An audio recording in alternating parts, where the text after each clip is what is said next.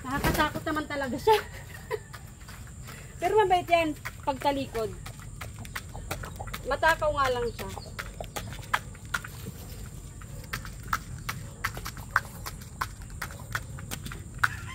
Siyempre, kasama rin siya sa mga papainumin ko ng vitamins para lumaki pa siya lalo. Hindi, pampaano to? Vitamins, pampalakas ng katawan nila. Lalo na ngayon, pabago-bago yung panahon, mayroong umaaraw, mayroong umuulan. So, kailangan malakas yung kanilang immunity para hindi sila magkasakit. Ubusin ko na to. Tapos pupuntahan natin si Macho Guapito kasi set up siya ngayon. Meron siyang partner, so puntahan natin sila. Looking forward tayo sa mga baby cobra. Bago ko pakainin sila Macho Guapito, papakainin ko na muna itong mga bibi. Kasi makikipag-unahan sila doon. Kaya nga naka-screen yan sila. Kasi pinupuntahan niya Papa George. Ay, wala pa nga. Papainin pa rin ako. Kung kanilang nanay, saksakan ng ilap. Saksakan ng ilap. Ilap na talaga to. Ngayon kumakain na sila. Pagkakataon ko na para magpakain naman dito sa mag-asawa na. Yan yung aking mga alaga. Ang kaso nga lang, matagal na akong nag-aalaga ng manok. Kaso hindi sila kalahi nila Sky. Mga iba tong lahi. Kumbaga sila pwede silang meat type. Tapos mga itlog. So, eto naman, pangkain. Yung inaalagaan ko naman ngayon, pamproduce ng pangkain. Hindi ko na muna. Ang bait yan, Macho Guapito. Hindi yan siya ng, hindi yan siya ng mamadali. Hindi yan siya ng tutuka ng kamay. Tapos, pagkakain na, yung babae tatawagin niya lang. Kasi bibig.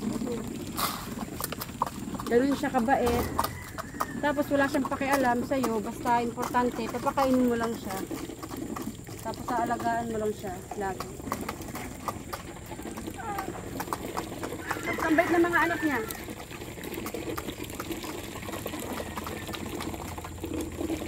Yung mga kaluma-kalumaan kong mga videos, makikita niyo yung mga yung aming mga adobo line, asado line. Yun. Ngayon, iba na yung line ko. So, tatakpan ko na to. Baka agawin pa ng mga bibe yung kanilang pagkain. May tukod pa. Tingnan nyo ganong kabilis. Nagbigay lang ako ng inumin tsaka pagkain, pero sa kanilang pagkain, walay na. So this time guys, punta na tayo dun sa kabila kasi titingnan naman natin yung mga naglilimlim. Let's go! Okay, di ba? Nandito na ako sa naglilimlim kong manok. Actually, hindi ko talaga siya manok na manok, yung mismong manok. Yung babae na yan, hindi sa akin yan. Pero yung kanyang itlog na pinaglilimliman at saka yung mga pinapa-incubate ko na itlog nila is sa akin naman. Kung mapapansin nyo, mayroon na ako dito si Rudy, pero hindi yan sa akin pinapakita ko lang sa inyo. Di ba before, pinapaglahi ko si Rudy. Kaso, naglugon siya, so hindi siya pwede. Kaya, yung mga anak nito is galing kay Mr. Santa Claus na isang barbaro.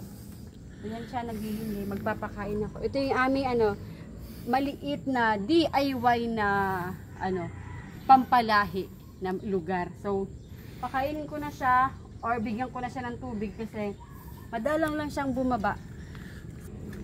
O tara, mga anak silipin natin siya.